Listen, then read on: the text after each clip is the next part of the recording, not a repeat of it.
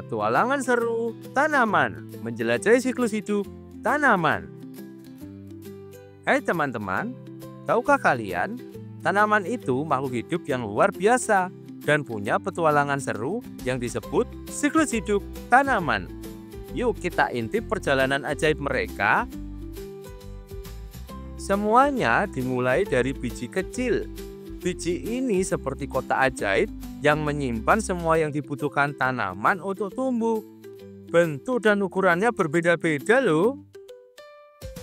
Saat biji mendapat air, sinar matahari dan tanah yang cukup, celing, dia mulai berkecambah.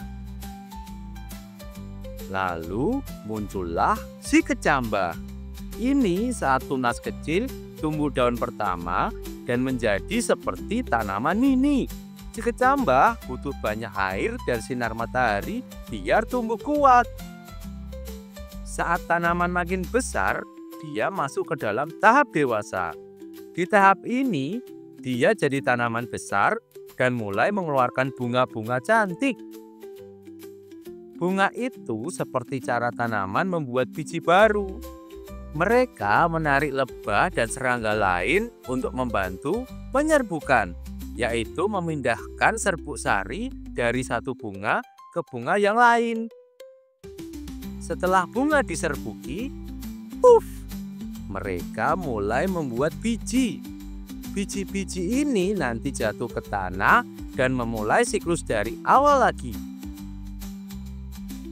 Tapi petualangan siklus hidup tanaman tidak berhenti sampai di situ. Ada tanaman yang hidupnya cuma setahun, disebut tanaman semusim. Ada juga yang bisa hidup bertahun-tahun dan mengulangi siklusnya terus-menerus, disebut tanaman tahunan. Dengan memahami siklus hidup tanaman, kita jadi tahu betapa penting dan indahnya mereka di dunia kita.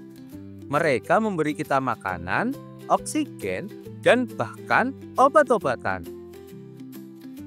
Jadi, lain kali kamu lihat tanaman tumbuh, ingatlah petualangan seru yang sudah mereka lalui dari biji kecil sampai jadi bunga cantik atau buah yang lezat.